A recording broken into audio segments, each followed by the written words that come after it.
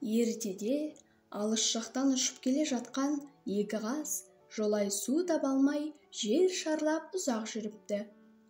Шілденің шыжыған ыстық күндері екен. Ақыры бір сарқынды көлшікке келіп қоныпты. Бір бақа сол көлшікті көптен мекендеп жүріпті. Ол көлшігін қатты қызғанып, арқылдай қорып, екі қазды жолатпай, су ішкізбей қойыпты.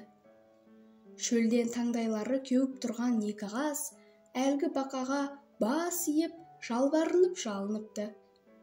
Бақа сонда да көнбепті.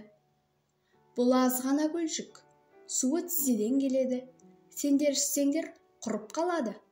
Ал сендер сусындарыңды қандырған соң ұшасыңдар да кетесіңдер. Мен бейшара сусыз қалай күн көремін? Ұшатын қанатым жоқ, құдық қасар тырнағым жоқ. Қайда барып жан сақтамақпын, деп қайғырады. Екі қаз бақаның бұл айтқанына түсініп, оны жұбатады.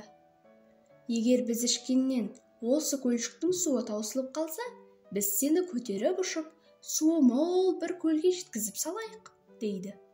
Бақа бұған көнеді. Үшеуі осылай уәделеседі де, екі қаз суға қанып алады. Сол кезде көлшіктің суы да сарқылады.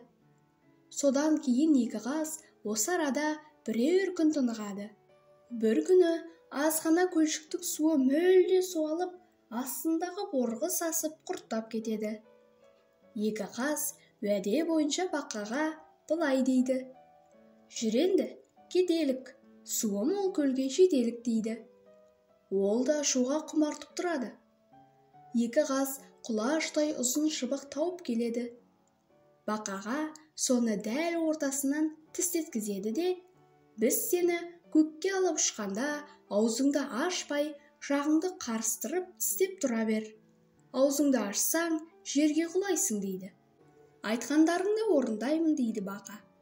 Екі қаз әлгі шыбықтың екі ұшынан жалпақ саусақтарымен мықтап ұстайды да бақаны аспанға алып көтеріледі. Аспанда құстай самғап бара жатқан бақаның көңілі өседі. Жердегі бақалардан өзін зор әрі бақытты санайды. Бұл қылығына масаттанады. Осылайша аспанда қалқып келе жатқанда, мұны көрген жердегі адамдар көкке қадала қарасып, таңдайға қақсады. Ананы қараңдар, анау не? Десіп сұрасады. Біреулер қанатты бақа дейді дауыстап. Біреулер бақа емес, басқа бірдеңе дейді таласып. Жұрттың айқай-шуы, талас-тауы құлағына жеткен бақаның кеудесін мақтаныш көрінеп, бұл елге аты жөнімді айтпай кеткенім болмас, деп ойлап, таңырқап тұрғандарға мен бақамын, деп айқайлап, аузын ашқан заматта шыбықтан ажырап, жерге қарай құлдырай жөнеліпті. Тастай шыр айналып, зулай беріпті. Екі қаз соңынан жетіп ұстай алмай қалыпты. Сол бетімен далбалақтап келіп, тықыр жерге тарс ете түсіп, мылжа-мылжасы шығыпты.